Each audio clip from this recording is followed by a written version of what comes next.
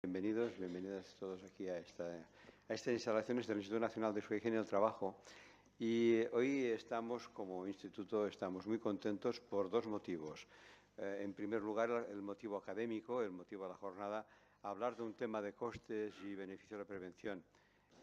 Con el elenco de ponentes que nos van a acompañar y que tienen la generosidad de explicarnos sus saberes, es un lujo, es un privilegio. Y por otro, un poco más íntimo, un poco más personal, y es de que a nosotros nos gusta que nos visite nuestra directora del instituto, pero su agenda no le permite tantas veces como nosotros nos gustaría que viniera él estar con nosotros. Hoy ha podido hacer un hueco en su agenda. Está aquí con nosotros la señora María Dolores Limón, es la directora del Instituto Nacional, y estando ella aquí, yo no tengo ya nada más que decir. Le agradezco, estamos muy contentos. Muchas gracias, directora, y adelante. Muchas gracias, Joan. Bueno, muchas gracias a todos ustedes. Buen día, buenos días a todos por venir a esta jornada y muchas gracias a Joan por organizar esta jornada y muchas gracias a Manel también, que sé que es el pensante de esta jornada. Una jornada que hoy vamos a tratar sobre el coste-beneficio. Creo que es un tema apasionante porque es un tema que entendemos todos que deberían explicar, debería darse en las escuelas de negocios, donde están los futuros directivos de los que van a ser las organizaciones que luego van a dirigir y que van a dirigir las empresas que queremos que sean sostenibles y que bueno, son unas empresas que nosotros tenemos la idea de que cambie el modelo de empresariado, que cambie el modelo de empresa que todos queremos. ¿Por qué y por qué esta jornada? Y yo creo que por eso Manel y Joan lo han pensado así. Pues porque hasta ahora es verdad que se ha tenido el concepto de que la prevención es un coste, de que la prevención no es inversión, y yo creo que con esta jornada lo que queremos es darle un poco la vuelta, ¿no? El considerar que la prevención no es un coste, sino que la prevención es una inversión, y por eso hablamos de coste-beneficio, del por qué el beneficio. ¿Y por qué? Pues porque no solamente en la ley de prevención, que ya cumple 20 años, en la propia ley de prevención se hablaba de la necesidad de integrar la prevención en el sistema de gestión empresarial. Es decir, hace 20 años ya hablábamos de esto, no es una cosa que nosotros nos inventemos, no es una cosa nueva. La propia ley de prevención hablaba del modelo de prevención que se quería, el modelo de la integración de la prevención, que no es otra cosa que la cultura preventiva en el sistema de gestión empresarial. Ese modelo de prevención, esa cultura preventiva y ese integrar la prevención estaba puesto, como he señalado anteriormente, en la Ley de Prevención. En su artículo 14 decía que el empresario tenía que hacer una mejora continua, es decir, tenía que ver la rentabilidad, tenía que evaluar esa rentabilidad que daba esa inversión. Y en la propia Ley de Prevención, en el artículo 14 y en el artículo 16, cuando se habla de la necesidad de hacer una evaluación y de hacer una planificación de la actividad preventiva, ya estaba diciendo que se tenía que determinar los sujetos responsables, el tiempo necesario y los recursos. Algo que yo creo que se ha hablado poco hasta ahora, de que también en la Ley de Prevención hacía referencia a que para hacer una buena planificación de la actividad preventiva se debía de disponer de unos recursos, con lo cual es imposible hacer una planificación de la actividad preventiva si no se contempla en la contabilidad de la empresa, si no se contempla en el sistema de gestión de la empresa esos recursos. Por lo cual ya vemos como en la propia Ley de Prevención, desde un punto de vista normativo, ya lo tenemos ahí, y es decir, es necesario tener en cuenta, por lo tanto, que la mejora continua se deben evaluar esos resultados para tener una necesidad clara de disponer de unos indicadores que permitan evaluar esos resultados. Ese es el concepto que se daba ya en la Ley de Prevención. Y es más, en el Decreto 604, cuando se habla del plan de prevención, también se habla de recursos económicos. Es decir, nos está hablando de que es necesario esos recursos económicos. Con lo cual, la normativa ya nos lo pone, nos lo dice, nos lo está señalando que es necesario hacer esos recursos para hacer una buena planificación. Pero además se debe partir del conocimiento de qué supone el no tener una adecuada prevención, es decir, qué rentabilidad nos va a suponer el no hacer una adecuada prevención, porque hemos considerado que tenemos, o no hemos considerado, perdón, que tenemos unos costes ocultos que, sin embargo, están ahí y que producen unas consecuencias muy graves, unas consecuencias que suponen una mayor siniestralidad, unas mayores incidencias de enfermedades profesionales, una mayor precariedad en la forma de las condiciones de trabajo de nuestros trabajadores, que no nos olvidemos que es el grupo al que va dirigida ese sistema de gestión. Bien, hoy se va a hablar de todo ello. Nosotros desde el Instituto pues hemos trabajado en ello, se han elaborado varias notas técnicas, tenemos calculadores en los cuales también permite facilitar a las empresas el cálculo del coste-beneficio. Nosotros ponemos a disposición de todos ustedes, de todas las empresas y de los quienes tienen que aplicar la prevención, pues todo aquello que desde el Instituto saben que es el órgano científico-técnico, que tenemos la obligación de poner a disposición de los ciudadanos, de los trabajadores, de las empresas, todo aquello que desde el estudio, la investigación, el conocimiento que se lleva por parte del Instituto, pues queremos facilitar, que al fin y al cabo pues es nuestra función, el facilitar la aplicación de la ley. No es otra cosa que ese es el objetivo que tiene el Instituto. En esta jornada, pues yo quiero dar las gracias a todos los ponentes, quiero dar las gracias especialmente al representante de la Generalitat, Jaume de Montserrat, que va a venir a explicarnos el estudio de costes que supone la no prevención, y dar las gracias a todos los ponentes que van a participar en esta jornada. Jornada que también no quiero que se nos olvide que al final la prevención tiene un objetivo, y que es verdad que si durante años se ha hablado de un sistema proactivo, de un sistema de prevención desde un punto de vista del concepto de condiciones materiales de trabajo, hoy en día tenemos que hablar del concepto de seguridad, del concepto de bienestar integral del trabajador. El límite entre la salud del trabajador dentro y fuera del trabajo no se puede determinar. No se sabe dónde está el límite en aquel concepto de salud entre el trabajador en su casa, o el trabajador en fin de semana, o el trabajador en su centro de trabajo. Y por eso tenemos que hablar del concepto de salud integral del trabajador. ¿Por qué? Porque eso es bueno, primero para los trabajadores, pero para la sociedad y para la empresa en su conjunto. Por eso tenemos que hablar de ese concepto de salud integral, y es un concepto que desde el sistema de gestión empresarial tenemos que tener en cuenta. Y insisto, ya lo dice la Ley de Prevención, integración de la prevención. Es imposible hacer una prevención si no está integrada en la gestión de la empresa, en todo aquello que haga la empresa. Y por último, pues únicamente también señalar que nosotros sabemos que la mayor parte de las empresas son pymes, son pequeñas empresas. Es el objetivo que tenemos ahora. Saben que se firmó la Estrategia Española de Seguridad y Salud en el Trabajo, en la cual uno de los objetivos importantes, uno de los dos objetivos que tiene la estrategia, es dedicar los esfuerzos a las pequeñas, a mejorar la aplicación de la prevención en las pequeñas, en las pymes, en las pequeñas empresas. ¿Por qué? Pues porque en la gran empresa sabemos que se tiene ya unos recursos, se está aplicando la prevención, pero tenemos que llegar a las pequeñas y medianas empresas.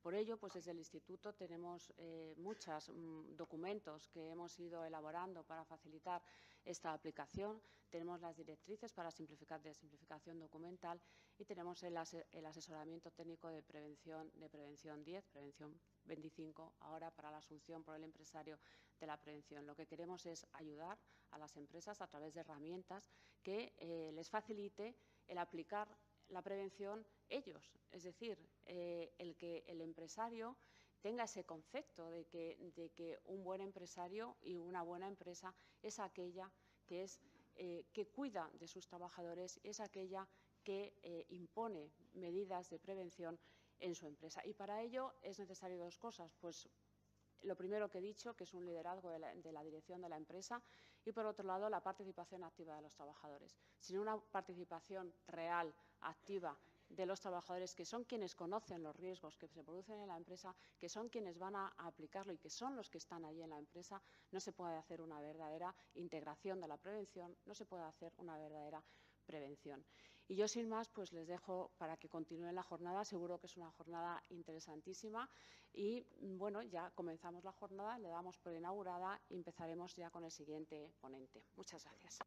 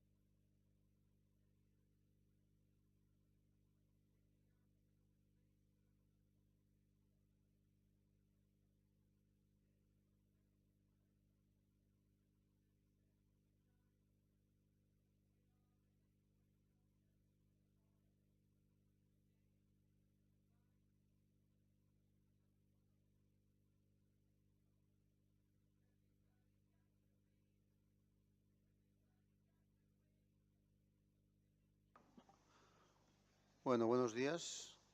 Vamos ya a dar comienzo a la primera parte de esta jornada, y tal como está indicado en el programa, el primer ponente es el señor Jaume de Montserrat. Jaume de Montserrat és el director de l'Institut Català, de l'Institut de Seguretat y Salud en el Treball de la Generalitat de Cataluña, y pienso que para la mayoría de ustedes es una persona sobradamente conocida. Su ponencia obviamente gira alrededor de un tema que es de gran discusión siempre, ¿no? ¿Quién paga en el caso de los accidentes y enfermedades profesionales, es decir, en caso de las enfermedades y daños causados a la salud por el trabajo? Cuando quieras, Jaume. Dolores, directora del Instituto, Joan, Xavier y Manel, gracias. Bueno, este es un tema recurrente y de gran importancia, como decía en la introducción, el intentar traducir más allá de lo que nos supone, más allá de los sentimientos que nos supone el que existan accidentes, cuantificar el coste y para integrarlo como un elemento de motivación, de reflexión en las empresas. Y este enfoque es un enfoque bastante tradicional y no es muy nuevo, y por tanto sí que está bien siempre revisitarlo, porque desgraciadamente no cuaja en el sentido general, ¿no? Yo les voy a explicar este método que desarrollamos en la Generalitat de Cataluña en el año 2007. Y que está disponible, es accesible, todo el estudio, y es la actualización de datos también, ¿eh? Es decir, les contaré esto porque, claro, 2007 ya tampoco es ayer, ¿no? Y por lo tanto quiere decir que yo estoy muy contento de lo que hicimos y muy triste de ver que aún estamos explicándolo a veces para mucha gente como una cierta cosa nueva, ¿no? Pero bienvenida sea la reflexión. Bueno, y esto antes de decirles que bienvenido el verano, ¿no? Porque es que hoy empieza el verano, ¿eh? Y yo lo he notado subiendo con la vaga de metro. Pero bueno, en todo caso siempre es aparte de la reflexión sobre los costes de los accidentes, el hecho de que sea verano, de que los chavales ya no vayan a la escuela, que los hayáis de ir a buscar a las 4 de la mañana a la fiesta de final de no sé qué, esto está muy bien. ¿Cuál es nuestra intención? Bueno, lo que vimos en el año 2007 lo actualizamos a 2010 y no lo hemos actualizado más, entre otras razones, porque actualizarlo para nosotros era bastante laborioso, y porque además tampoco es importante que vayamos viendo cada año cuánto sube o baja respecto al PIB, es lo que hacemos. Pero en todo caso, lo que vimos en el 2007, con la metodología de 2006-2007, y que reevaluamos en 2010, y que ahora estamos reevaluando otra vez respecto a los datos de 2013, era que el coste de los accidentes de trabajo, a partir de los accidentes de trabajo, aunque la intención inicial era también valorar enfermedades ya fue más complejo, pero sobre todo si pretendíamos evaluar los daños a la salud derivados del trabajo y no solamente a las enfermedades profesionales, para no darle naturaleza, no darle carta de naturaleza al concepto de enfermedad profesional desde la perspectiva de prevención, ¿no? Que es un concepto de seguridad social y tiene el inconveniente de que mucha gente se confunde y le parece que solo hay aquello, ¿no? Por lo tanto, al final lo acotamos solamente en el tema de los accidentes de trabajo, en el que hay un cierto consenso de que hay los que hay, aunque hay más y hay menos, pero no tanto, no hay, la distancia no es tan marcada como en el caso de las enfermedades. Y esto, cuando lo hicimos, y luego os cuento cómo llegamos a este valor, supuso para el año 2010, año en que ya llevábamos en aquel momento unos 3 o 4 años bajando los datos de siniestralidad en Cataluña y en el conjunto del Estado, 1.500 millones de euros costaba. Esto era un 0,9 del PIB del momento, un 1%. Claro, esto era mucho dinero. Sería motivo suficiente para que entre todos nos pusiéramos las pilas, no solo las empresas. Claro, ¿qué pasó aquel año? Que había 72 muertos por accidente de trabajo notificados. También es cierto que al final siempre son más los muertos si los miramos al cabo de un tiempo. Lamentablemente muchos accidentes evolucionan y no se mueren solo el primer día, sino que si lo miramos, leves que se mueren por complicaciones o porque la gravedad no está suficientemente bien determinada.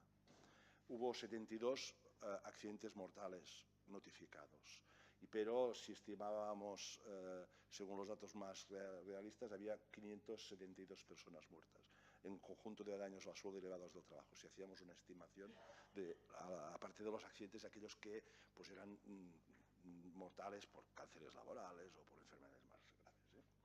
En este mismo año, las incapacidades, por ejemplo, en Cataluña relacionadas con el trabajo, que pagaba en aquel momento el sistema de seguridad social, eran otros 1.124 millones de euros, que es un dineral, para un sistema que está estresado. Y no cuantificamos en aquel momento, pero se estima que, de acuerdo con ciertos estudios científicos, que podríamos estar hablando de que en aquel año había unas 1.500 nuevos daños de salud derivados del trabajo. ¿Qué pretendía? Bueno, nos dimos cuenta de que siempre se habla de cifras absolutas, que se contabilizan solo los salarios y los sueldos que se pierden y perciben, es decir, una visión muy reducida del concepto coste, y que hacía relativamente poco que la agencia europea Eurostat había puesto sobre la mesa un inventario de costes socioeconómicos, que no los había cuantificado, simplemente era un trabajo teórico en el que describía lo que debería ser los elementos a considerar en el momento de hacer el cálculo de costes económicos. Por lo tanto, nos planteamos en aquel momento poner las bases de una metodología propia y que permitiera estimar inicialmente los accidentes de trabajo y las enfermedades profesionales en Cataluña y hacer un inventario de estos costes y fijarlos en el conjunto de nuestra sociedad, el valor que le dábamos. Y el valor que le queríamos dar era un valor más allá de los costes empresariales. Es decir, queríamos dar una cierta aproximación a los costes reales, aproximación, porque ya veréis que hay algún aspecto que se puede cuantificar y otros que se han de estimar. Y la estimación tiene una carga interpretativa considerable.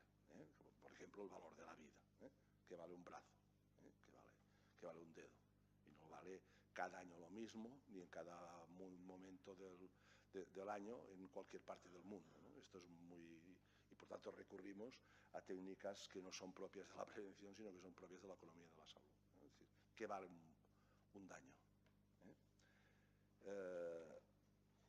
Entonces, lo que nos interesaba era, lo hicimos con la Facultad de Economía de la Universidad Pompeu Fabra, y nos proponíamos esto, desarrollar una herramienta que cumpliera con los requisitos que en aquel momento nos invitaba Eurostat y recogía, por un lado, los tipos de costes y, por el otro lado, los agentes que los soportan. Los tipos de costes, como veis en la presentación, son costes asociados a la producción, costes del capital humano, costes sanitarios, costes de administración, costes de distorsión y transferencia, costes de gestión, otros, y un apartado muy relevante que es este que comentaba antes, que eran los costes del dolor y el sufrimiento. Es decir, no solamente una cosa vale dinero, sino que hay una persona que lo soporta y todo nos da mucha pena, pero la pena pues la intentamos cuantificar. La pena que sufre, no la pena de todos, la pena del lesionado. La otra la podríamos contar también, pero no se cuenta. Y los agentes que los agrupamos, dos son claros, la empresa y el trabajador, y por otro lado el conjunto de la sociedad, que aquí se mezcla todos los costes fiscales, los costes de seguridad social, etc. A veces dice, bueno, los de seguridad social los paga el empresario. Bueno, pero si no tuviera el accidente también los pagaría y tendríamos un dinero, ¿no? Es decir, este dinero que gastamos, lo gastamos para que haya un accidente. Otra cosa es si revisamos el sistema de aseguramiento y a raíz de que van bajando y no tenemos accidente, lo podemos hacer más barato. Pero aún así, este dinero es un coste. Y, por lo tanto, más o menos hicimos una parrilla en la cual pusimos a cada sitio su cosa, ¿vale? Por cierto, y exculpo a la organización, es decir, esta documentación no está en la documentación porque la acabé ayer por la noche, es decir, como suele pasar, por lo tanto exculpo a la organización, pero está a su disposición posteriormente, pero en cualquier caso, en la web de la Generalitat esto está disponible, es decir, está disponible redactado. Bien, en todo caso, los costes por categoría ya se ve, y es una cosa que muchas veces está incomodado mucho a la gente, porque hay gente que se siente muy cómodo en los primeros tres, y el cuarto le perturba. Claro, es que si empezamos así, claro, si empezamos así. Es decir, bueno, nadie discute, o discute poco, que hay costes de producción, salarios de reproducción. El empresario decide que, aunque haya un lesionado, que sea temporalmente o totalmente, abandona el trabajo, puede decidir en que no se trabaje, por lo tanto no hay mantenimiento de la producción, tendrá otros costes, pero normalmente los empresarios lo que hacen es intentar mantener la producción, y para mantener la producción tiene unos costes, contratar a otro, hacer horas extras, ¿no? Lo que sea. Luego hay unos costes de una pérdida de ingresos a largo plazo, por parte del trabajador, por parte de la empresa. Esto está también claro, los costes médicos, es decir, si hay un lesionado, pues se va a atender y tal. Y los costes de dolor y sufrimiento, que ya veis que son los más importantes, con un 57%, claro, mucha gente dice, oye, sácalos porque esto distorsiona la foto. Distorsiona la foto para alguien, pero para el que le pasa, pues distorsiona, ¿no? Es decir, yo ya entiendo que es cierto debate muy economicista, puede molestar, pero bueno, vamos a decir las cosas como son. Por lo tanto, es conceptual, es decir, se podría discutir, y yo, si es muy profundo el debate, les mando a la Pompeu Fabra. Pero el tema, en todo caso, a defender es, no se puede plantear en serio, y cuando sobre todo empezamos a hablar de cosas que son responsabilidades sociales y cosas por el estilo, de que los únicos gastos imputables sean los de producción. Es decir, tenemos una responsabilidad en el mantenimiento del sistema, tenemos una responsabilidad con las personas, tenemos una responsabilidad social, y por lo tanto, y no solamente por esto. Bueno, cada agente, como veis en este gráfico, y yo os invito a que miráis el informe, veis que cuando mezclamos en la parrilla los agentes que soportan el coste y los tipos de coste, ya veis que cada uno se ocupa de una parte en concreto. Es decir, por ejemplo, la empresa, prácticamente en el actual modelo que tenemos, el 100% de sus costes son los costes de mantenimiento de la producción. Claro, ni pierde dinero a largo plazo, ni tiene los costes médicos porque los tiene asegurados. Asegurados con un coste con tarifa plana. Pero en cambio el trabajador, veis que ya tiene alguna variación más, la parte gris es la del dolor y sufrimiento, y tiene otras como son la pérdida de ingresos a largo plazo o lo que serían derivados de los costes de mantenimiento de la producción, también en la medida en que mientras no se reincorpora su salario se ve disminuido en muchas ocasiones. Por lo tanto, en este periodo en el cual aún no ha si es el caso, no se ha decidido que no retorna al trabajo, esto le supone en esta situación un coste. Y para la sociedad ya veis que tiene un reparto de tipos de coste que van bastante equilibrado entre los PERDES a largo plazo, que serían las pensiones que se pagan, los impuestos de menos que se pagan, que se recogen, o por ejemplo los costes de mantenimiento, el 32%, o los costes médicos en el 27%. Y finalmente, pues, ya veis pues, el porcentaje que se agrupa en cuanto decimos el reparto de estos tipos de costes en el conjunto de todos los agentes. La evolución de los gastos en aquel momento hasta 2010. ¿Por qué tenemos solo hecho hasta el 2010? Bueno, primero, la gravedad de los partes de comunicación en Cataluña y en el Estado español igual es un desastre. Sí, es un desastre. Nosotros tenemos verificado la fiabilidad, y hablo de fiabilidad, no hablo de fraude y cosas de estas, hablo de fiabilidad de la notificación de accidentes de trabajo sobre los cuales la mayor parte de los agentes están intentando conocer la siniestralidad y diseñar políticas públicas o políticas sindicales y tal. La fiabilidad de los datos del sistema de estadístico de notificación es muy mala, muy mala, sobre todo para los parámetros que tienen eficacia preventiva. El único parámetro, y lo digo con cierta sorna, pero sin sorna, pero sí, el único parámetro fiable es el sexo del accidentado, que es en un 99,9% de las veces. Solamente hay un 0,1% de ambigüedad sexual, pero el resto de los parámetros, por ejemplo, la forma del accidente, como son los diversos, no los 140 que tiene el parte, que algún día alguien nos va a explicar por qué 140, porque esto ya disuade de tener accidentes. Yo creo que es la política preventiva más importante que ha hecho el Estado español, poner un parte de 150, porque el empresario, si lo tuviera que hacer él, haría prevención solo para no rellenar el parte. Pero la verdad es que de los parámetros que tienen una cierta utilidad, muchos se mueven en una fiabilidad del 30 o 40%. Ya sabéis por qué, porque muchas veces el que los rellena es un señor de una gestoría que se le llama diciendo, oye, Manolo ha caído y ha caído la escalera. Entonces, cuando encuentra entre los 2000 códigos el de escalera, pues pida la primera escalera que encuentra.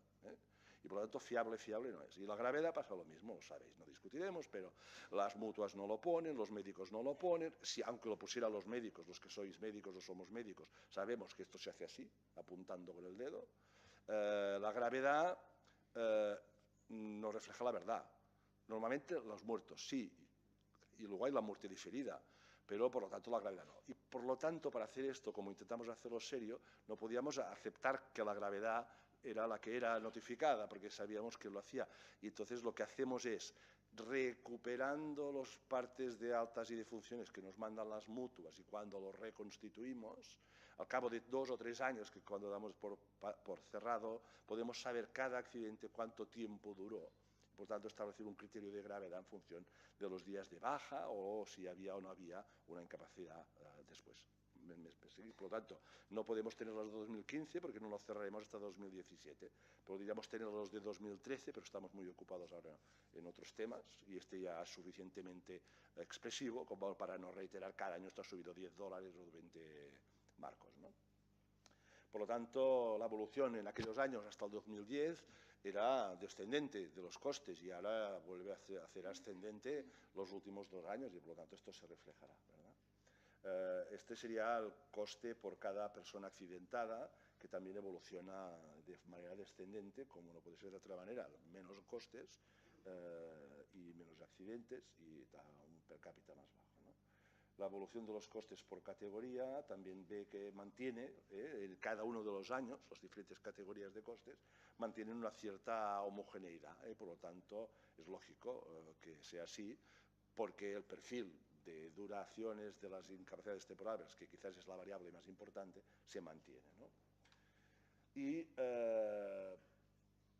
costes asociados al mantenimiento de la producción, ya veis que esto se reparte entre la sociedad, la empresa y el trabajador, en este caso sí.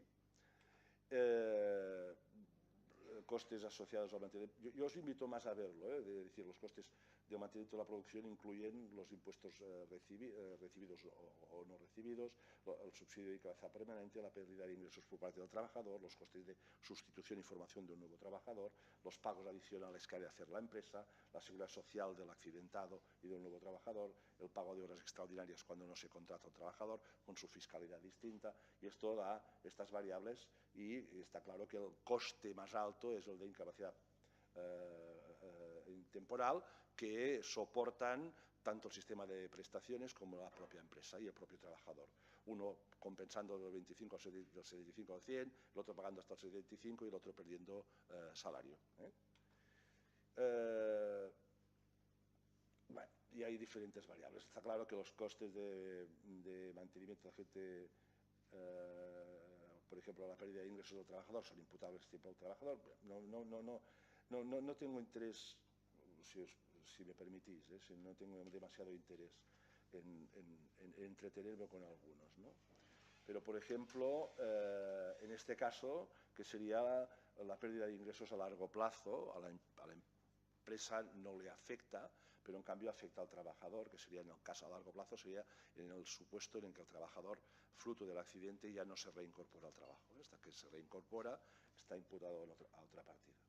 En este caso, lo que está claro es que el que pierde dinero a largo plazo es el trabajador, aunque tiene una prestación, pero el que pierde dinero es el sistema, el conjunto de la sociedad, que es el que paga esta prestación.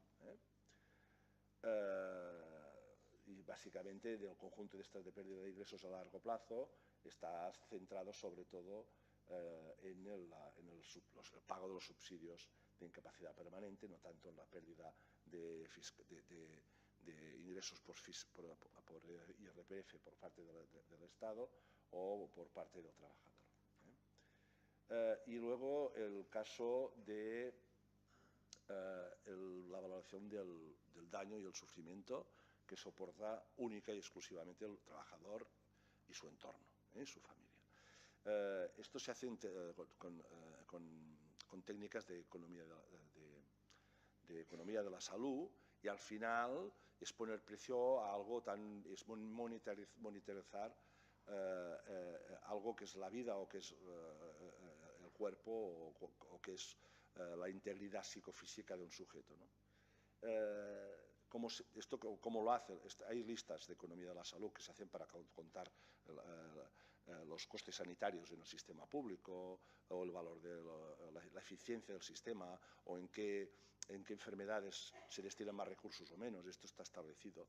Y esencialmente son trabajos estadísticos que lo que le preguntan a las personas es si tuvieras un riesgo muy alto de trabajar en algo que te pudieras morir, ¿cuánto estarías dispuesto a hacer? ¿Hasta cuándo? Y entonces esto te llega a una conclusión que vale un dinero. Y esto es variable en el tiempo y en el espacio. Si tú le preguntas a un señor finlandés, pues tendrá un valor, y si se lo preguntas a una persona del Senegal, probablemente, o quizás Senegal o otro sitio, tendrá otro. Y sabemos que esto tiene valores distintos. En Cataluña estas estadísticas existen y por tanto simplemente se aplicaron. De acuerdo. Finalmente, una cosa también derivada del estudio, por ejemplo, ¿no? Que es una gráfica un poco complicada, pero os la cuento simplemente. Las mujeres tienen, o sea, hemos detectado que en el caso de las mujeres tienen menos accidentes, ¿no? Bueno, en términos absolutos. Y entonces, el saber convencional nos dice, claro, porque son quizás menos en el trabajo, pero sobre todo ocupan puestos de trabajo donde el riesgo de accidente es menor. Y quizás es cierto. Es cierto también que, por ejemplo, en las enfermedades profesionales las mujeres están mucho más sobre-representadas respecto al nivel de ocupación. ¿Por qué? Porque el saber convencional nos dice que a lo mejor las mujeres, en lugar de trabajos en altura, lo que hacen son más movimientos repetitivos, y esto se da más en una epicondilitis que no volar desde 10 metros. Y esto quizás sea cierto, pero lo que sí que detectamos era que hay una tendencia que no sabemos exactamente cómo explicarla, a subestimar la gravedad de las lesiones de las mujeres. Es decir, si tú miras y veis en la columna de la izquierda que se cogen las gravedades notificadas, veis que el 68% de los accidentes de las mujeres se notifican como leves. Solamente un 1,49% de muy graves, ¿no? Pero en cambio, cuando lo que hacemos es mirar estos mismos accidentes en función de cuánto duraron las lesiones, resulta que solamente tenían criterio así, estimado de leve un 15, no un 68%. Y que no eran, en el concepto que nosotros utilizábamos de muy grave, que era más de medio año de baja, no era un 1,49, sino que era el 26,48. Quiere decir, esto era un producto marginal, pero que nos interesa mucho desde el Departamento de Trabajo, no solamente de que los costes no solamente son costes empresariales, y por tanto esta cierta sensibilidad social, si me permitís, ¿no? Sino que además la sensación de que los costes derivados de que las mujeres que eran muchos menos o sufren muchos menos costes porque su gravedad es menor y esto no es cierto, ¿no? De este estudio hicimos un derivado, un producto derivado que es el cálculo de los con la misma metodología y que lo actualizamos cada 2 años, el cálculo de los costes derivados junto con el Servei Català de Trànsit, los costes derivados de los accidentes laborales de tránsito, para un poco también sensibilizar e introducir la idea de que en esos accidentes donde tanto las empresas como las administraciones, la Inspección de Trabajo, entran poco, porque le dan poca laboralidad o poca capacidad preventiva, estos accidentes también cuestan mucho dinero y además se da la paradoja que la gravedad de estos accidentes es mucho mayor, por lo tanto el impacto de menos accidentes en términos económicos y de gravedad pues es... voy muy rápido para terminar. Las conclusiones es que es necesario hacer esta reflexión y sobre datos contrastados o lo más fiables posibles, o por lo menos fiables y transparentes. Es decir, puede ser que el método no sea compartido por todo el mundo, pero por lo menos se sabe de dónde sale, ¿no? Que a menudo se hablan de cifras, pero que no son opiniones y estimaciones poco fundamentadas. Es muy difícil extrapolar estos métodos en el caso de enfermedades por el problema de atribuir la laboralidad a las enfermedades. Es decir, el mismo problema por el cual cuántas enfermedades hay es el mismo problema que genera, porque una vez tuviéramos contadas y atribuibles al trabajo todas las enfermedades o daños a la salud derivados del trabajo, sería perfectamente posible aplicar el caso. Nosotros hicimos una estimación que la he pasado rápida hace un tiempo y si aceptáramos ciertas estimaciones sobre daños a la salud que no fueran accidentes en forma de enfermedades laborales, no profesionales, solo laborales, las enfermedades serían un valor superior pero parecido al de los accidentes, con lo cual estaríamos estimando ciertamente que en Cataluña aproximadamente un 2% del PIB se nos va por tonterías relacionadas con el puesto de trabajo. El 2% del PIB da para mucho, para unos cuantos hospitales y para unas cuantas prestaciones sociales que hemos tenido que recortar. Y sobre todo para nosotros es imprescindible que esta estimación de costes sea sobre todo los costes y sobre todo los agentes que lo soportan. Luego cada uno que haga lo que pueda o para todos, pero lo que sería bueno que el debate se centrara sobre todos los costes, no sobre una parte. ¿Por qué? Porque no solamente es un problema económico esto, es un problema social y es un problema de índole diversa.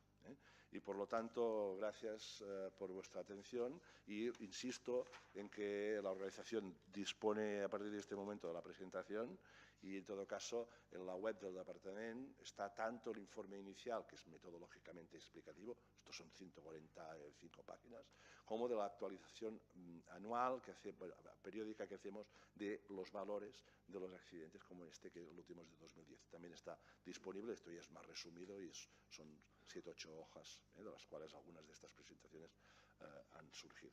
Pues gracias. Así.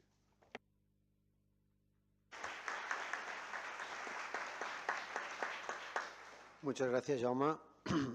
Se habrán dado cuenta ustedes, los que sean quizás más nuevos en este campo, digamos, el cambio, digamos, de paradigma en el tema de evaluación de daños a la salud. Ya hace años que se sabía que el tema de las enfermedades tenía un peso espectacularmente grande, aunque no las conocíamos, pero además, digamos, si intervienen otros factores como los que nos ha contado Jaume, pues aún el tema va cambiando cada vez más de aspecto. Bien, muchas gracias, pues, Jaume. Pasamos la palabra al señor Javier Blasco de Luna. Javier Blasco de Luna es el director de la asesoría jurídica del Grupo ADECO y nos hablará sobre la incidencia de los costes de la no prevención en el absentismo laboral en España. A ustedes les sonará que de una manera periódica ADECO publica una estadística, unos datos, unos informes anuales sobre cuestiones de absentismo laboral. Entonces, aprovechamos esta dedicación de ADECO para que su responsable de la asesoría jurídica nos cuente, digamos, con detalle cuál es la situación y cuál es su opinión respecto a esta cuestión. Tienes la palabra.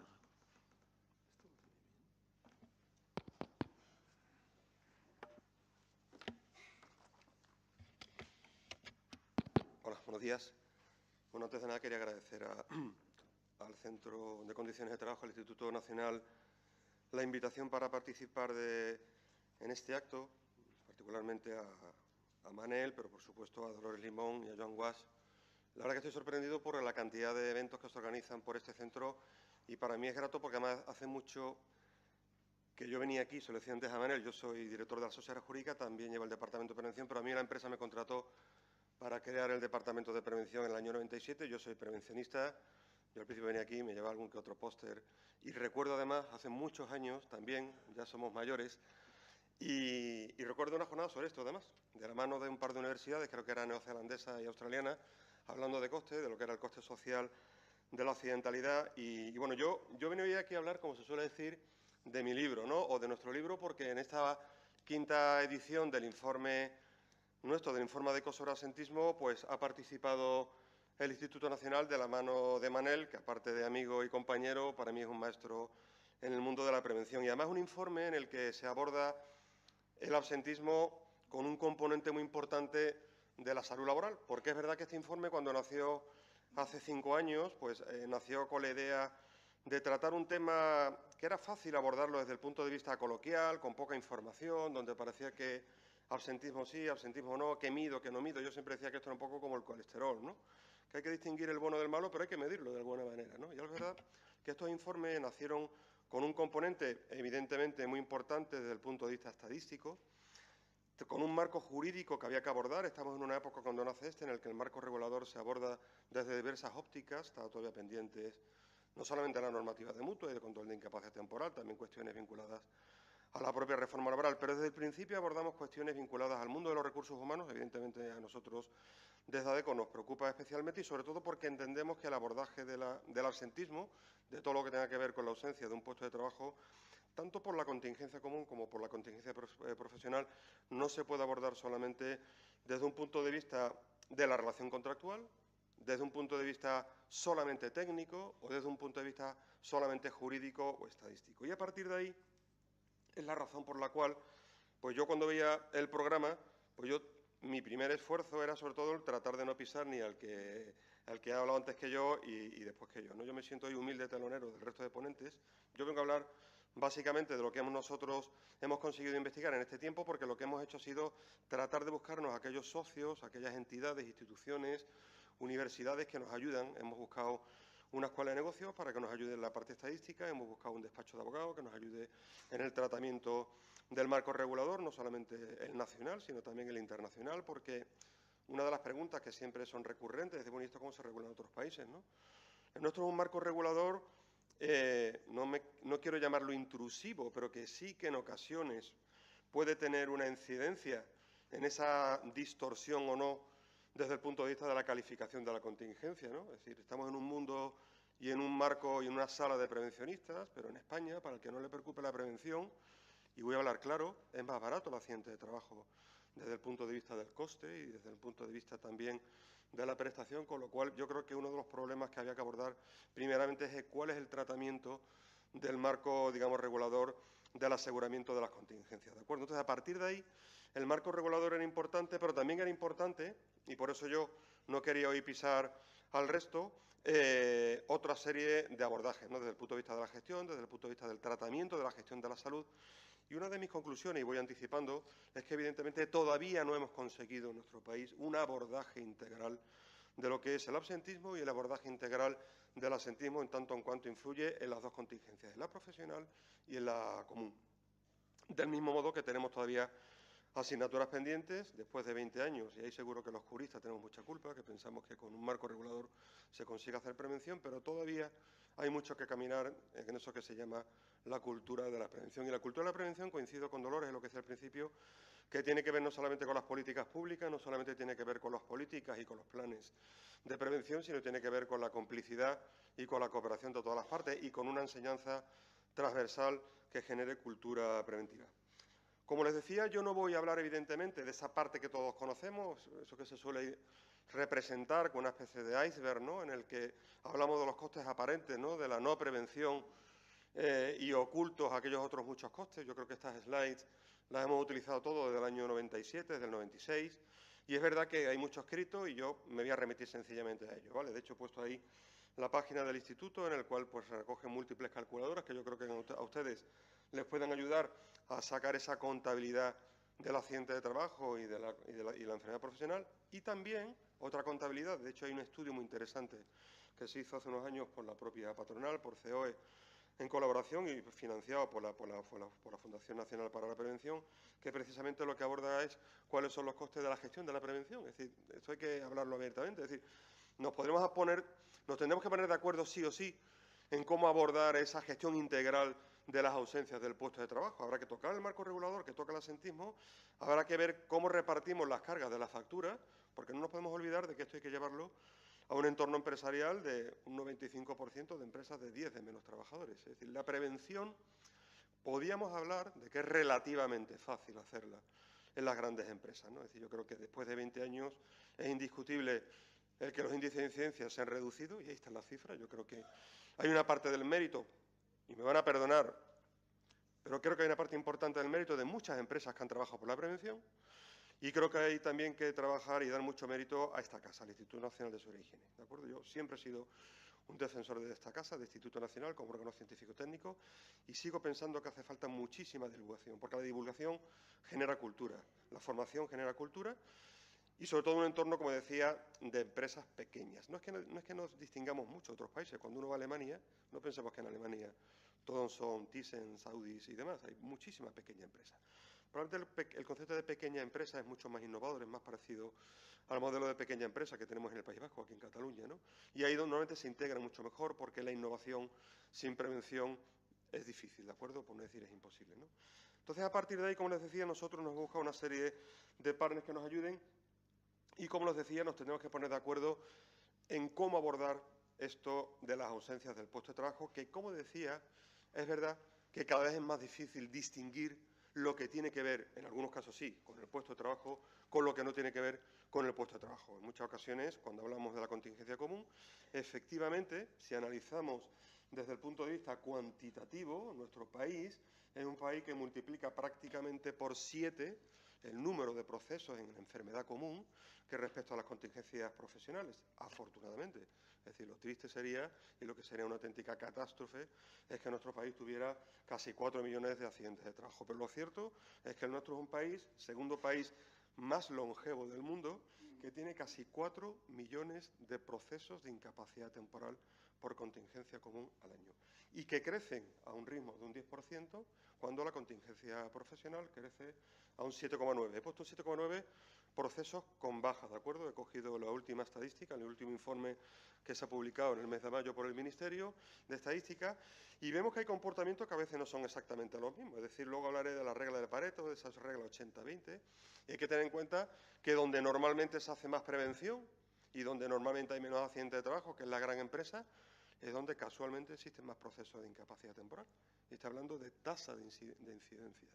¿De acuerdo? Entonces, ojo con esto, porque efectivamente los comportamientos que vemos en ocasiones, o los hechos y las métricas que en ocasiones nos sirven para la contingencia profesional, son exactamente diferentes en la contingencia común. Con lo cual, hay que abordarlo, como decía, de una manera integral. Efectivamente, hay una métrica, y esta métrica la he sacado yo de las cifras de la patronal de mutuas, es decir, de AMAT, en la que esos costes, digamos, directos que tienen que ver con el coste del día de la baja, con el coste que paga de prestación a partir del segundo día la mutua de accidente de trabajo, de la cuota de seguridad social, de los complementos de incapacidad temporal, que existen mayoritariamente, son más frecuentes en la incapacidad temporal por contingencia profesional, por accidente de trabajo, que por contingencia común, y evidentemente también el cálculo de ese coeficiente de 30 días entre 365 días, que es el coste de las vacaciones.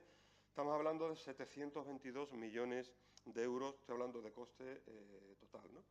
Si hablamos de los costes de la incapacidad temporal, estamos hablando de que para las empresas tiene un coste directo de casi 4 millones de euros, y el coste para las entidades gestoras y para las mutuas de accidentes de trabajo, que sabrán que aseguran una parte importante de las empresas y también de las administraciones públicas en la contingencia común, es de 5.135.000.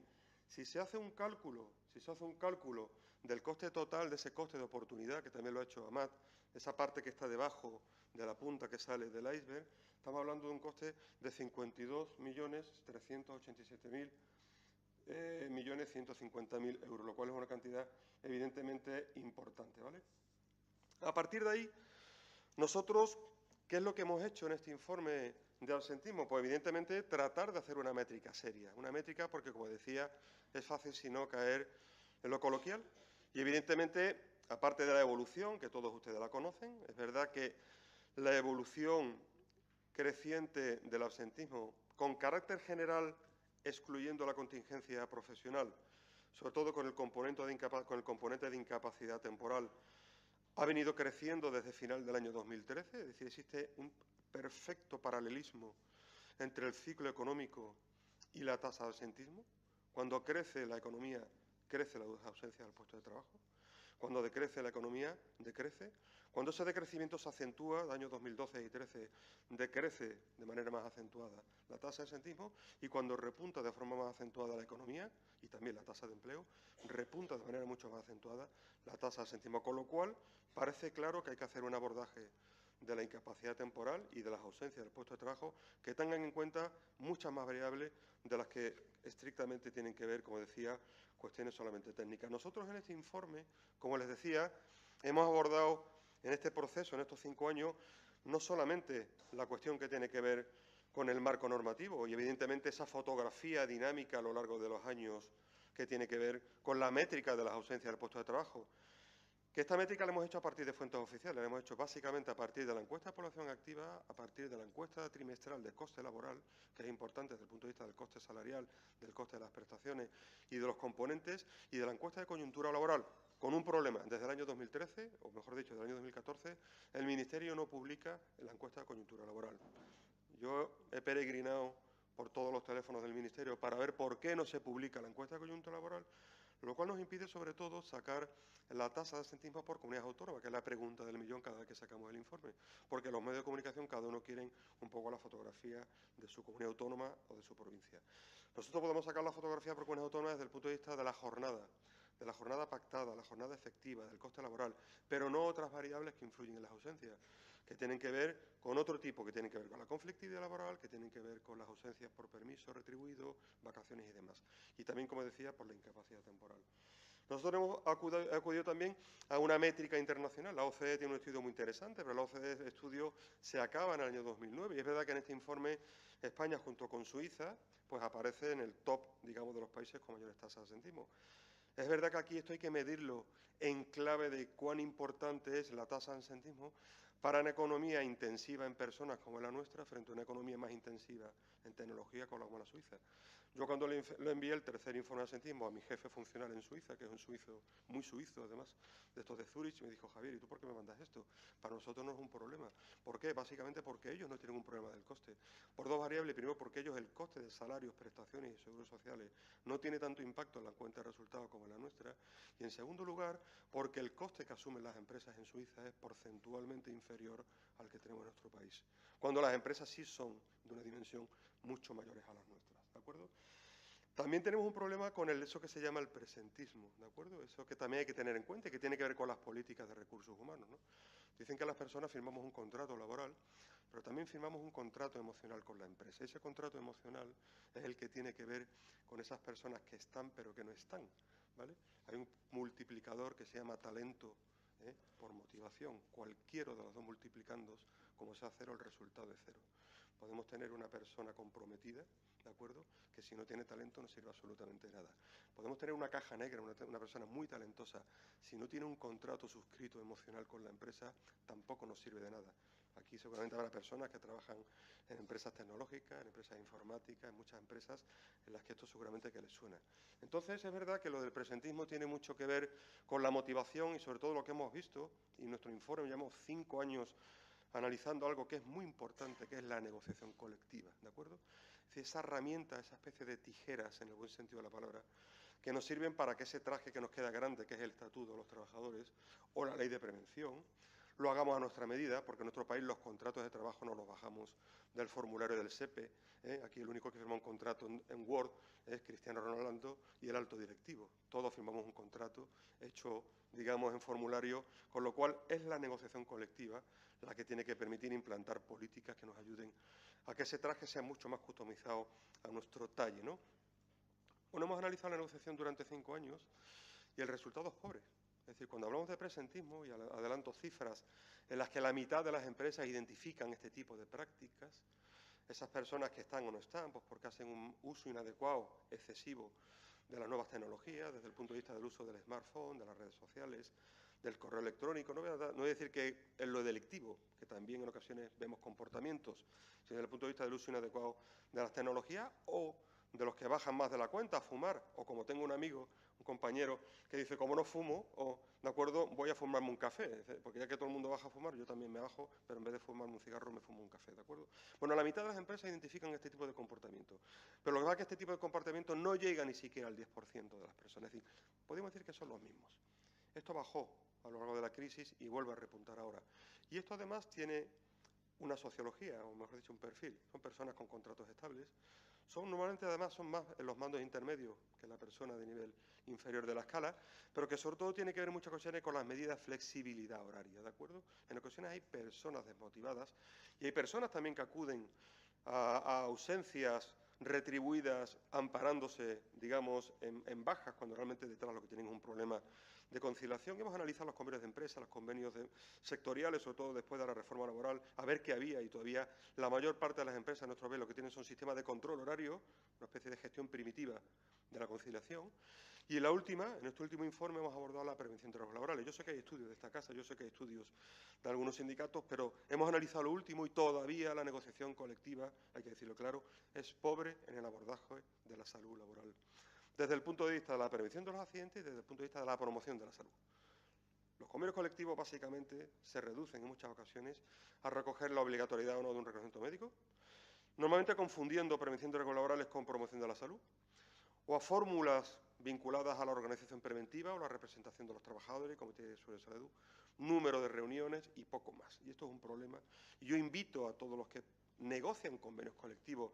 Yo sé que cuando uno negocia convenios colectivos tenemos un problema porque hay mala calidad también. Y yo les invito a leer la guía para la negociación colectiva.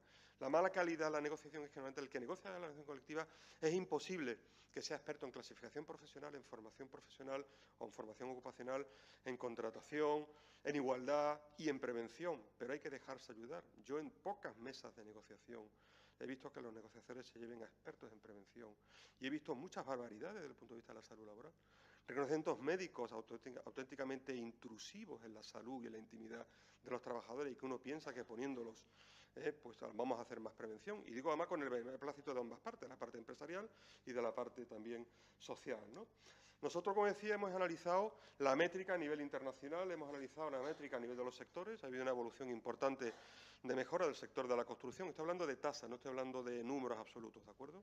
Frente al sector industrial, el sector servicios. Hemos analizado también la relación edad y sexo. Desde el punto de vista, en este informe hemos analizado el envejecimiento de la población, de la mano de un informe, evidentemente, nos hemos dedicado también, nos parecía interesante hacer una divulgación de la campaña que se ha hecho este año por la Agencia Europea de seguridad y salud en el trabajo, analizando cuestiones importantes como es el ciclo de vida, la capacidad de trabajo, o trayendo la 5ª encuesta de condiciones de trabajo a nivel europeo a través de Eurofound y, sobre todo, teniendo en cuenta que efectivamente existe un abordaje desde el punto de vista de la edad, de que es verdad que hay ciertas patologías que están más presentes a partir de cierta edad, pero hay patologías que están más presentes en la población joven, que es verdad que hay un comportamiento cruzado si tenemos en cuenta la edad con el sexo y que hay patologías y también con el índice de gravedad que están más presentes en las mujeres, como decía, en cierto tipo de patologías. Hemos incluido un barómetro de la salud que les diría, no me gusta utilizar esta palabra, que es brutal, sobre todo porque hay una serie de fórmulas y reglas de Pareto, y estas reglas de Pareto lo que nos dicen es que prácticamente el 60%, está hablando de un estudio, de un barómetro de salud que se ha hecho a partir de 6 millones de trabajadores, que es una muestra importantísima de la mano de la primera mutua de este país, de la mano también de la patronal de las mutuas. El 60% de las patologías en este país tiene que ver con los trastornos musculoesqueléticos, con los trastornos traumáticos y con los trastornos psiquiátricos. Si analizamos las patologías o las contingencias profesionales, nos pasa algo por el estilo, desde el punto de vista de la ocurrencia, desde el punto de vista del día de la ocurrencia, del mes de la ocurrencia, cuando analizamos los accidentes in itinere, con lo cual es importante que utilicemos adecuadamente esta regla de Pareto para ser eficientes y eficaces en los resultados. Más Paretos también, el 84%, perdón, de las patologías de más de 30 días, digamos, o mejor dicho, las patologías de más de 30 días acumulan, el 84% de los de debajo se acumulan en un número, acumulan en las patologías de más de 30 días de duración, con lo cual trabajando sobre ese 80 y sobre ese, digamos, 24% restante podríamos hacer un abordaje bastante interesante. Acabo ya les he hablado sobre estos Paretos, le quería hablar sobre esta reflexión sobre la elección colectiva y sobre esa segmentación, como decía, por edad, por sexo, por objetivo específico. Resumiendo, básicamente nos parece interesante, como les decía, a partir de esta métrica, hacer un abordaje integral. Parece que hay que interrelacionar ambos tipos de patologías. Es evidente que el coste de la promoción de la salud no se puede asumir solamente por las empresas, evidentemente, y yo creo que las empresas, antes he hablado aquí del coste del aseguramiento, seguramente habría que revisarlo, y ese aseguramiento habría que hacerlo que sea lo menos, digamos, incentivador o distorsionador desde el punto de vista de la calificación del accidente o de la calificación de la patología. Hemos hecho un estudio internacional en los últimos 3 años. Hemos analizado nuestro entorno, hemos visto el modelo de aseguramiento, el modelo de gestión de la IT en Francia, en Portugal, en Italia, en Alemania, en Reino Unido, en Perú, en Brasil, en Estados Unidos, en Benelux y en los países nórdicos. En la mayor parte de los países no existe, digamos, un tratamiento diferenciado del aseguramiento de patología, y es importante tenerlo en cuenta porque si queremos abordar, y con esto acabo, un abordaje integral de la salud, también hay que confiar en la gestión y en la colaboración no solamente de los departamentos de recursos humanos con los departamentos de prevención, sino en la colaboración de la sanidad público y privada. Hoy por hoy tenemos un problema en nuestro país y ahora mismo se está elaborando un borrador de guía sanitaria para la vigilancia de la salud. Es imposible hacer un abordaje de la promoción de la salud desde las empresas si no existe una colaboración y una confianza entre los servicios públicos de salud y los servicios de prevención propia. Estoy hablando de los servicios y de las áreas de vigilancia de la salud. Es decir, si realmente queremos abordar la promoción de la salud, incluyendo el envejecimiento de la población, o existe una confianza recíproca entre el entorno privado y el entorno público, entre los médicos del trabajo que trabajan mayoritariamente en las empresas y los médicos y las autoridades sanitarias, o difícilmente podemos hacer un entorno, un abordaje integral de la prevención. Por mi parte, nada, muchísimas gracias por su atención y, bueno, paso al siguiente.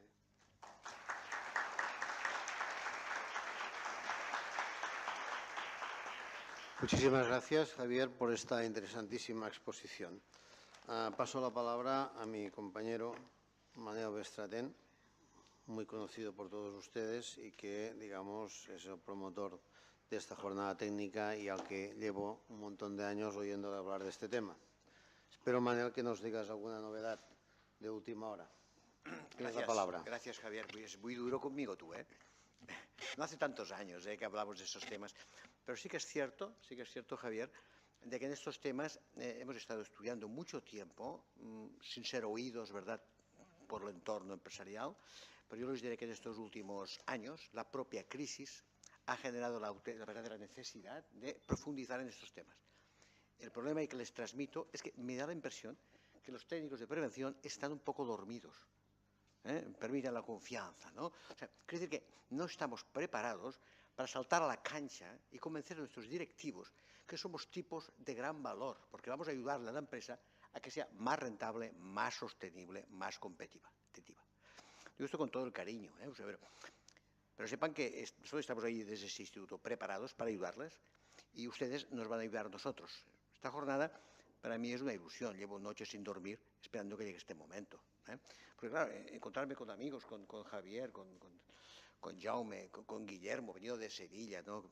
Para contarles que ha aplicado las metodologías de este instituto y ha triunfado, señores. Esto para mí es un gusto, ¿no? Porque eso no es normal, ¿no? La gente va a decir, oye, qué bonita está en ETP.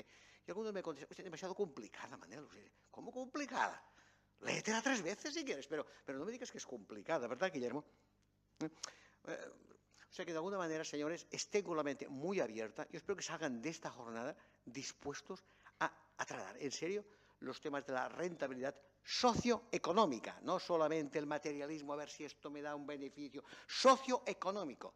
Y entonces hay que integrar modelos, como ahora les voy a avanzar muy escuetamente, a ver si con 10 minutos lo hago, simplemente para que entiendan de que hemos de ligar lo social y lo económico para poder demostrar que realmente la empresa está aumentando sus competencias, su productividad, su competitividad, la gente más satisfecha, más competente, más... Veamos algunos datos, a ver, por favor. A ver.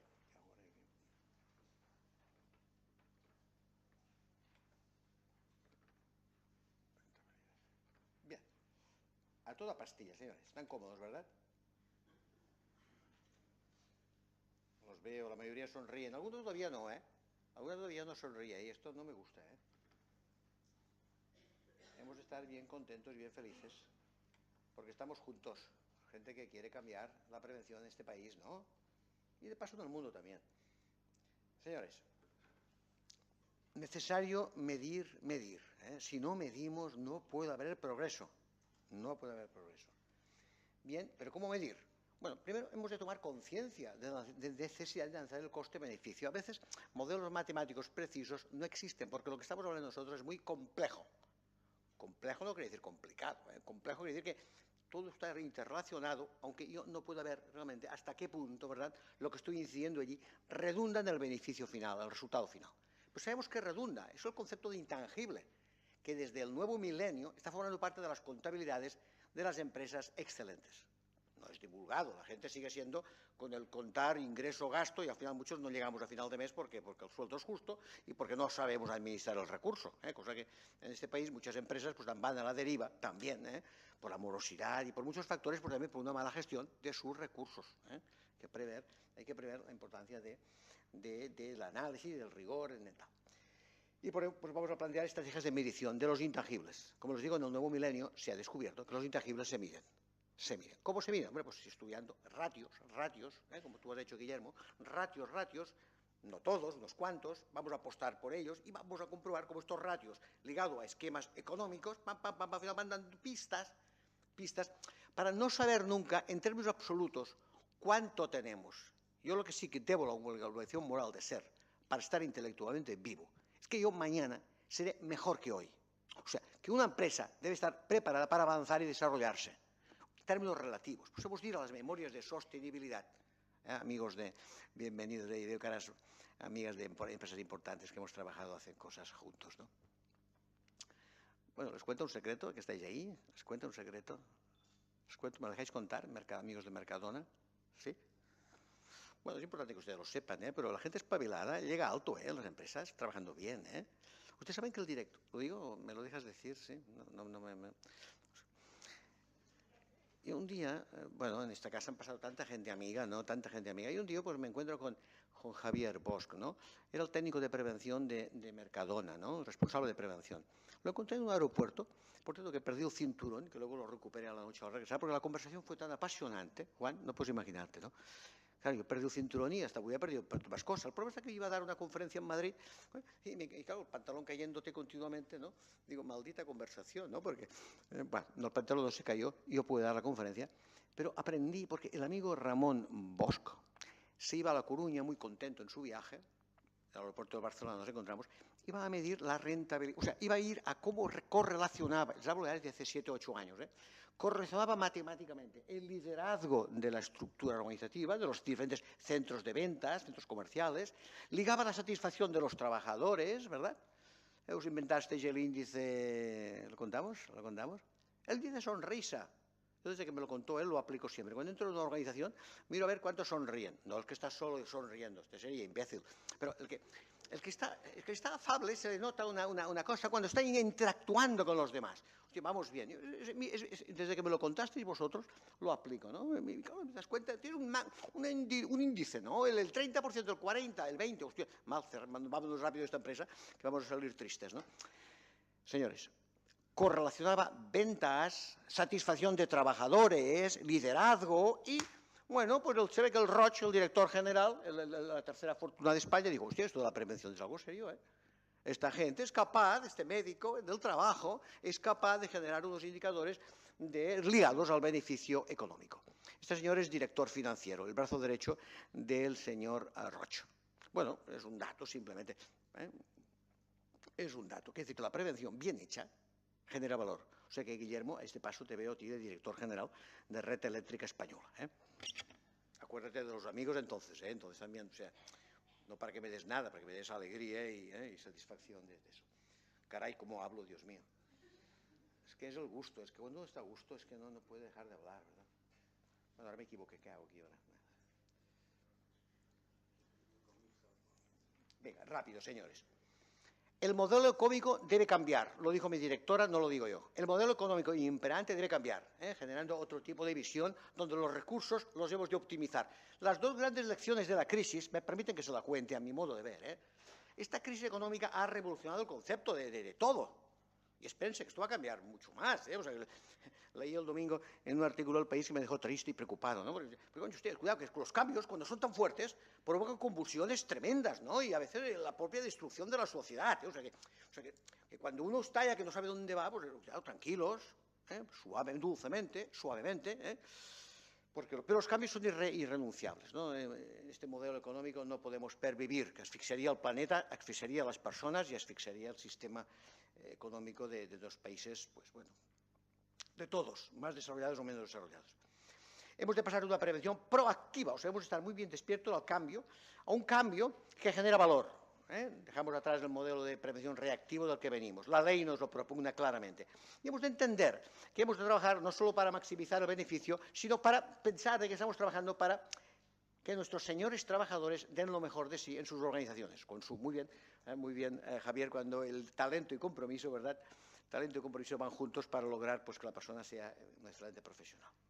No sé si lograremos que el trabajador se implique y diga como yo digo, lo decimos la gente del Instituto, María Dolores, Instituto Nacional de Seguridad del Trabajo. Bueno, lo decimos porque estamos felices aquí, los que trabajamos aquí. Este instituto nos lo ha dado todo. Pero, señores, yo no sé si podremos lograr que los trabajadores de este país, todos, digan, yo soy de esta empresa. Pero si los trabajadores no trabajan con alegría y con implicación, la empresa no tiene ningún futuro. Y les diré, y no se asusten, pero la mitad de empresas de este país van a desaparecer antes de 5 años. No se preocupen. En este último año, ¿saben cuántas empresas se han creado en este país el último año? 100.000. No está mal, han desaparecido menos de las que se han creado. Vamos bien. Bueno, el problema, ¿saben cuál es? Que estas 100.000 empresas, también la mitad van a desaparecer antes de 3 años. Porque no están preparadas para ser gestionadas, ¿verdad? Gestionar el talento, generar el conocimiento, generar todo eso, ¿no? Bueno, pasamos de una prevención reactiva a una prevención que genere cultura. Se ha dicho esta mañana aquí por mi directora. Señores, pero el problema, ¿saben dónde está? En que, fíjense este chiste, ¿no? Este dibujo, ¿no? O sea, solo el 5% de empresarios, incluyo los buenos, sí, esto ya está en transferencia, ya lo sé. No, la transferencia no, el dibujito. El dibujito. El 5% de empresarios, incluyo los buenos, piensa que esto de la prevención es una obligación legal, hay que hacerlo porque sí, no queremos que moralmente el accidente de trabajo sea accidente, etc. Pero solo el 5%, poco más, piensan que realmente contribuye a reducir costes, contribuye a mejorar la calidad y contribuye a mejorar la productividad. O sea, mi reflexión es que o trabajamos los prevencionistas precisamente en medir estos 3 factores clave, o no avanzaremos para el cambio cultural que queremos generar. O sea que hemos de trabajar midiendo precisamente cómo la prevención logra estos 3 valores estratégicos de la empresa en términos socioeconómicos.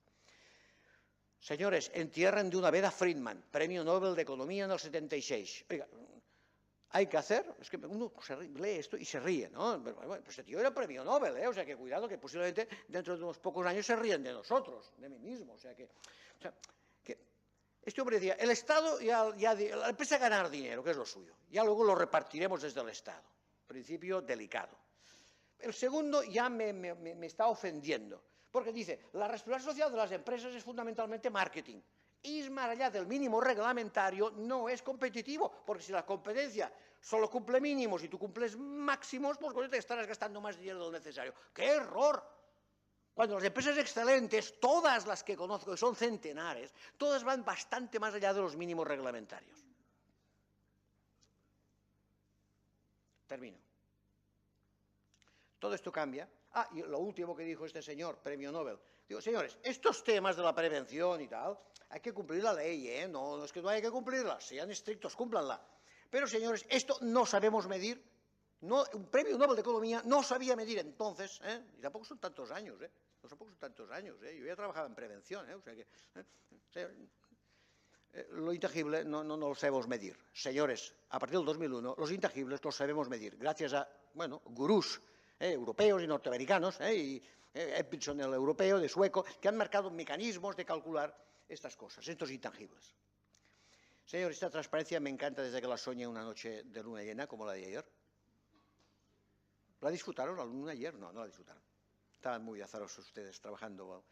Señores, la prevención de riesgos laborales es determinante para levantar los otros 3 pilares de la excelencia: productividad, calidad, innovación. En los estudios que hemos hecho de este instituto, hemos disfrutado mucho correlacionando en empresas excelentes 50, 60, 100, correlacionando qué hacen las empresas excelentes. Y vemos las correlaciones matemáticas, están ahí constantemente para decirnos no solamente que prevención y excelencia van ligados, o sea, cuanto más prevención, más excelente eres y mejor te van las cosas en empresas que no sufren la recesión, siguen creciendo, no hacen ERES, etcétera, etcétera, no tienen accidentes, no tienen sanciones de la inspección de trabajo, pues son los criterios de selección. Dentro de estas, no todas son tan excelentes, hay unas que son más. ¿Y qué hacen las más excelentes? Pues hacen cosas, francamente, ustedes se pueden imaginar lo que hacen. Se preocupan más por las personas y por las condiciones de trabajo. Y acabamos de descubrir, ¿verdad?, esta ecuación. Lástima que el autor, que lo hemos hecho en el estudio que hicimos el año pasado, no aparezca, pero hemos correlacionado la prevención, la responsabilidad social y la excelencia. Y esta ecuación matemática no la apliquen, es una ecuación empírica para soñar.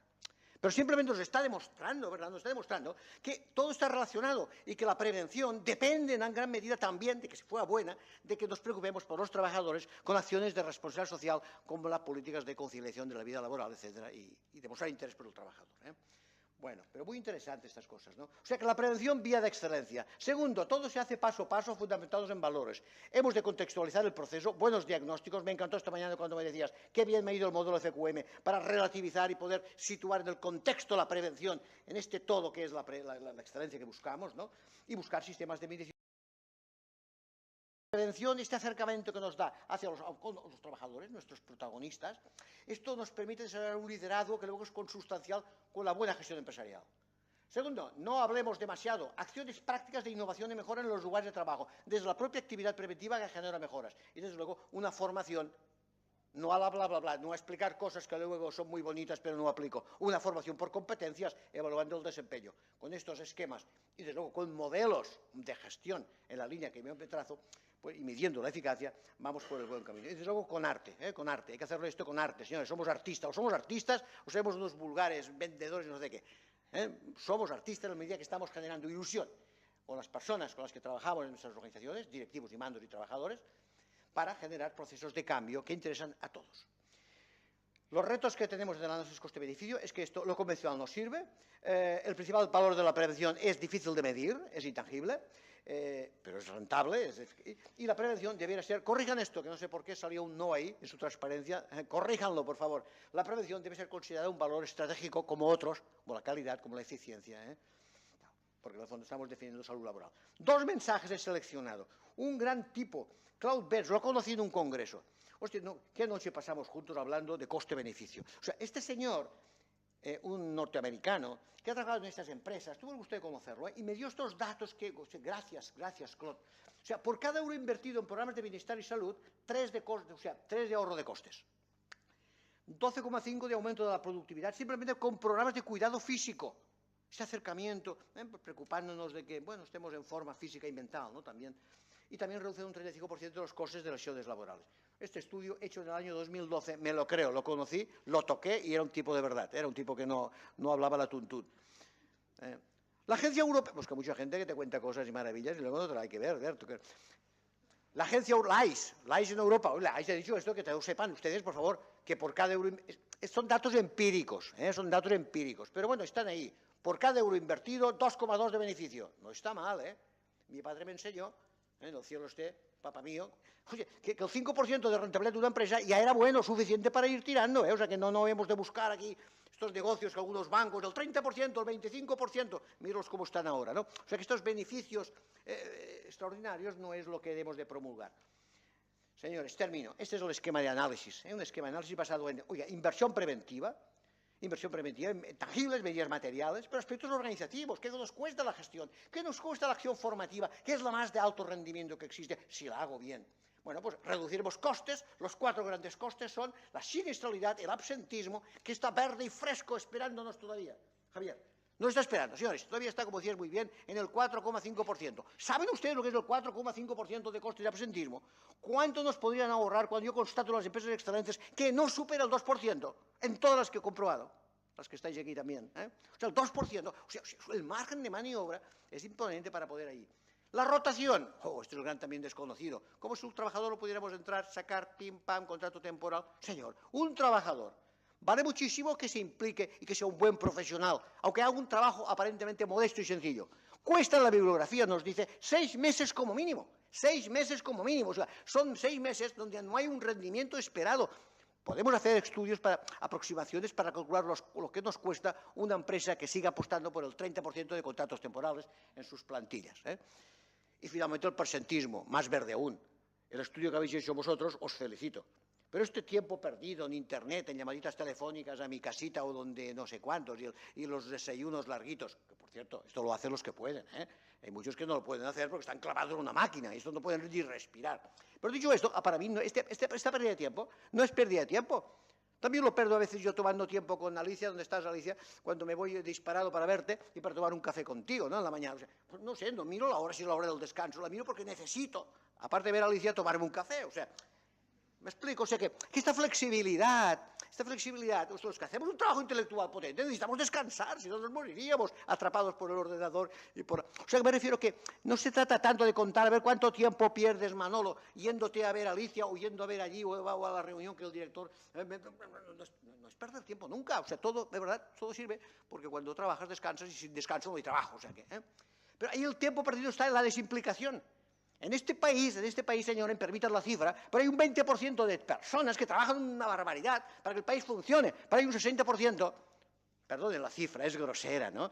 Pero hay muchas personas, buena gente, que trabajan, pero que son vegetators, como aquí alguna vez se ha dicho, que me hizo mucha gracia, ¿no? O sea, los motivators trabajamos siempre y disfrutamos con la noche de luna llena, anoche yo cuando mi ordenador en la luna llena, iluminándome y revisando estas imágenes. Coño, es una locura, claro, todo el mundo dormía en el ensanche de Barcelona, yo enloquecido, disfrutando de la luna que me la miraba, gracias por acompañarme. No estaba solo, estaba ella. Importante esto, No han probado trabajar en verano en una luna, no tiene una terracita con 4 plantas en la terraza, no lo han hecho nunca esto. Déjense la televisión, muy interesante a veces, pero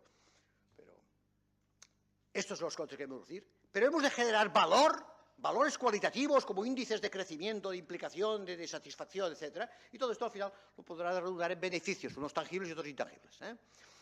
Y termino, los indicadores serán clarísimos. Este es el modelo, está en una nota técnica sobre productividad y condiciones de trabajo. Es un modelo genérico abierto, donde nos hemos de focalizar en procesos productivos, en abstracto, para mejorarlos y mejorando estos procesos productivos, utilizando modelos como el modelo SIBAPRO, que me tiene enamorado porque es de la OIT y porque es buenísimo, porque se obliga a trabajar en los procesos productivos, mejorando la eficiencia, No perder de vista la productividad, pero desde luego las condiciones de trabajo a pie de cañón como importante. Ligando esto, con indicadores demostramos la rentabilidad. Señores, nada más. Muchas gracias por estar ahí y nada más. Me despido con esta llama.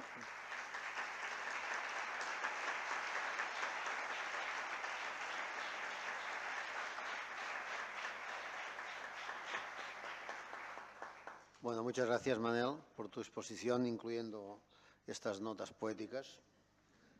¿Políticas? Sí, poéticas. Ah, poéticas, que decías que políticas, ¿no? Ahora no es un buen momento para hablar de política, precisamente. Bien, muchas gracias.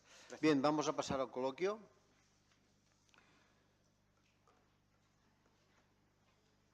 ¿Qué te parece, Manel? ¿Tienes alguna pregunta tú? Coloquio. Bueno, yo me gustaría que ustedes nos digan qué hemos de hacer, ¿no? Como lo que han hecho algunos muy buenos están aquí. Hostia, gracias por estar ahí. No os esperaba, ¿eh? No os esperaba, ¿eh? O sea que... lo que he oído de Andalucía, mis amigos Geneken estaban ahí, pero tú no, tú eres, Servicio de Prevención. ¿Tú eres del Servicio de Prevención o no? Es de ella. Tú eres de la Unidad Preventiva. Pero qué gusto. Y René, que está donde está. Encontrarme un servicio de prevención que no se dedica a la prevención, que no, es un servicio de prevención ajeno, pero no vaya eso, sino que está para cambiar la cultura de las empresas. Porque yo desde que os conocí me enamoré, chicos, chicas, más son mujeres. Tú. Digo esto porque qué interesante es, ¿verdad?, constatar experiencias nuevas y diferentes, ¿no? Jaume, Javier, vosotros tenéis la palabra. Ustedes la pregunta, por favor. ¿Alguna pregunta? Bueno, yo simplemente para decir que ayer también estaba con la luna y además estaba... No me digas, Sí, te vi reflejado. Además, ¿en Girona se veía más claro o qué? Digo, ostras, ya no estás solo, estás con la luna y con Aquí Manel. estábamos más contaminados, Sí. Pero se veía, Era la cosa mucho más clara y diáfana, claro. No sé si quererte, Jaime. Sí, es cierto.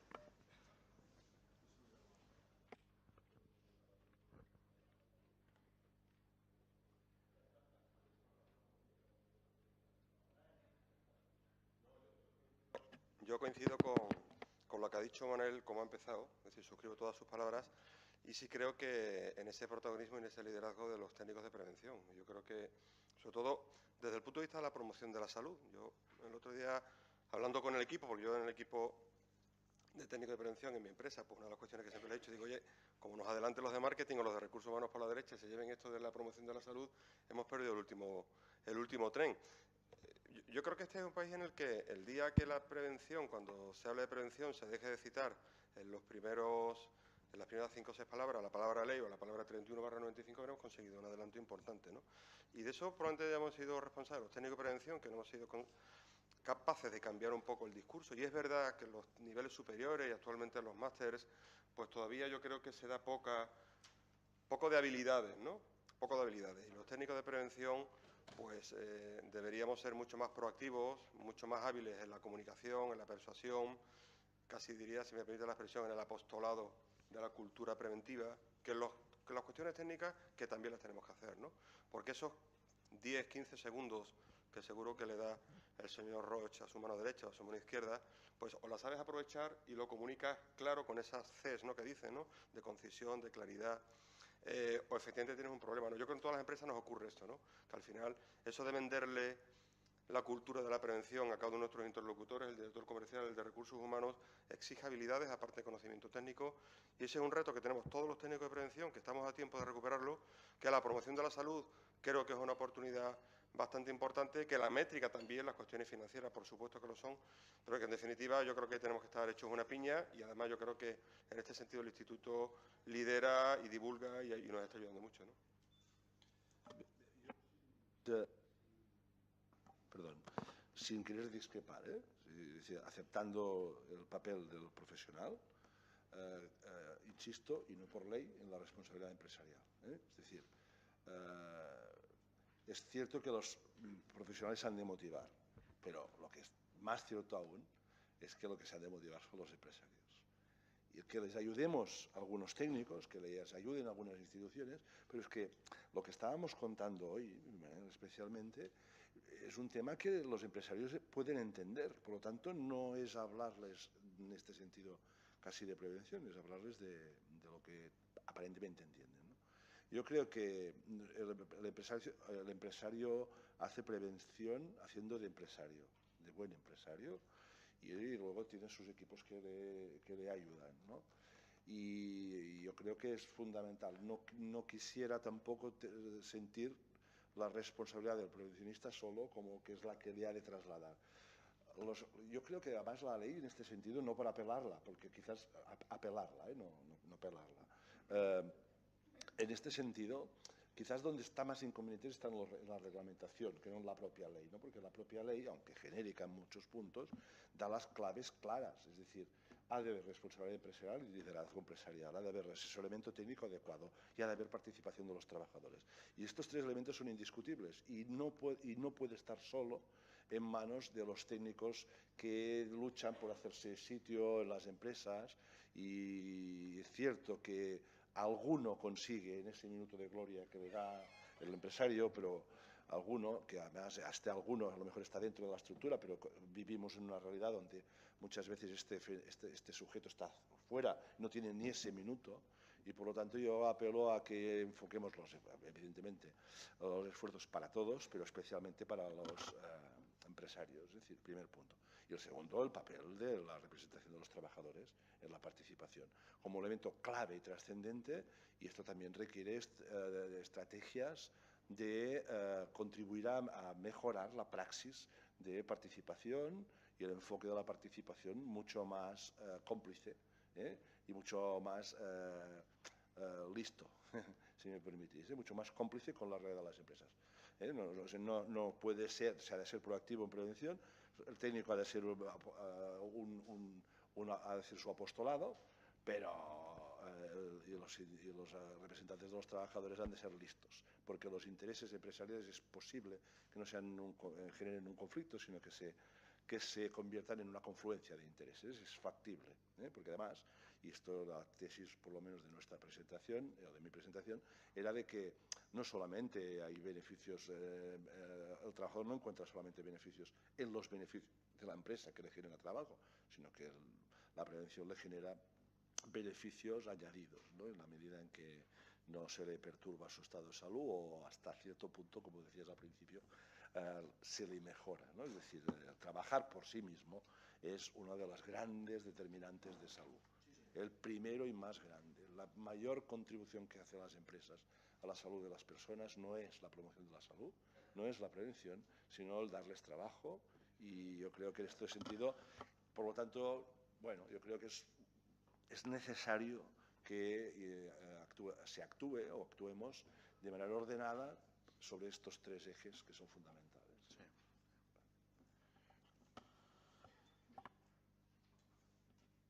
Muchas gracias. Visto que ustedes se han mantenido en... ¿Hay alguna pregunta? Perdón.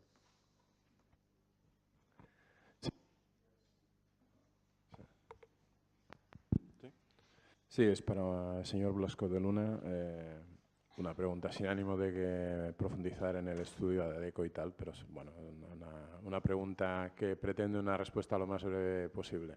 ¿Qué tiene que decir acerca del estudio que hacen periódicamente, acerca del tópico de que en España somos los reyes del absentismo? Bueno, yo creo que en España es verdad que se da una serie de confluencias de factores que dan lugar a la métrica que existe. Es decir, los datos son los que son. Y en esa métrica, que además existe una geografía también, no lo he dicho, también hay una geografía del absentismo. Es decir, yo lo he dicho al principio, es decir, el segundo país más longevo del mundo con las tasas más elevadas de absentismo por contingencia común, pero también de los países más altos en siniestralidad laboral, exige una solución realmente compleja. ¿De acuerdo? ¿Qué hay detrás de todo esto? Hombre, yo desde el punto de vista de la contingencia común le puedo decir que efectivamente puede haber contingencias que se derivan de lo profesional común, seguro que puede haberlo. Puede existir y existen casos de fraude.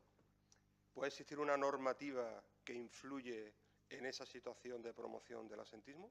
Nuestra negociación colectiva en los complementos a la incapacidad temporal, hay que hablar claro, puede dar la situación, y de hecho se dan, en la que una persona gane más dinero sin trabajar que trabajando. Salario variable, cobra sobre la base reguladora del ejercicio anterior, ese es un ejemplo real, y esos casos existen. ¿Por qué las comunidades de Galicia, Cantabria, Asturias, País Vasco, Navarra y Aragón tienen más absentismo por contingencia común que las tradicionales? mi tierra o Extremadura, que son las que menos tienen, pues o hablamos de cuestiones desde el punto de vista de coordinación administrativa, del control de las ausencias por incapacidad temporal, o hablamos de mayor presencia de los complementos a la incapacidad temporal, o tenemos que buscar cuál es esa naturaleza de la geografía del absentismo. Entonces, a partir de ahí, por eso digo que, como aquí no venimos a hablar de cuestiones administrativas, que no tenemos ninguna capacidad de decisión, sino de lo que venimos a hablar es de cuestiones técnicas, y yo como prevencionista que soy, pues tenemos que hablar efectivamente de la promoción de la salud, porque yo creo que efectivamente existe y hace falta esa complicidad y esa colaboración. Es decir, es difícil abordar el abordaje de la salud pública o de la promoción de la salud si no tienes de tu mano a la otra parte, que es la parte de los trabajadores, que vean en positivo, igual que cuando hablo del envejecimiento de la población. El envejecimiento de la población no se puede abordar desde el punto de vista de expulsar a las personas que tengan más de 55 años, sino de integrar las políticas de recursos humanos a la hora del reclutamiento, de la selección, de la contratación, de la promoción, de la formación, etcétera, etcétera, etcétera, porque las cifras que nos muestra la quinta encuesta de Eurofound, que es a nivel europeo, no solamente aquí, lo que nos dicen es que las personas a partir de los 55 años sí que notan que acceden menos a la promoción, a la formación, sí que además se demuestra que no existe una discriminación positiva desde el punto de vista de la rotación de puestos, desde el punto de vista del mantenimiento en puestos pues con postura forzada, trabajo a turno, trabajo nocturno, etcétera, etcétera, etcétera. Con lo cual, hace falta un abordaje integral, la métrica es la que es, pero efectivamente detrás hay causas múltiples, ¿no? Que es un poco lo que nosotros estamos intentando analizar. Muchísimas gracias. ¿Alguna pregunta más? Bien, vamos a citarnos de nuevo en un cuarto de hora para continuar la sesión. Muchas gracias.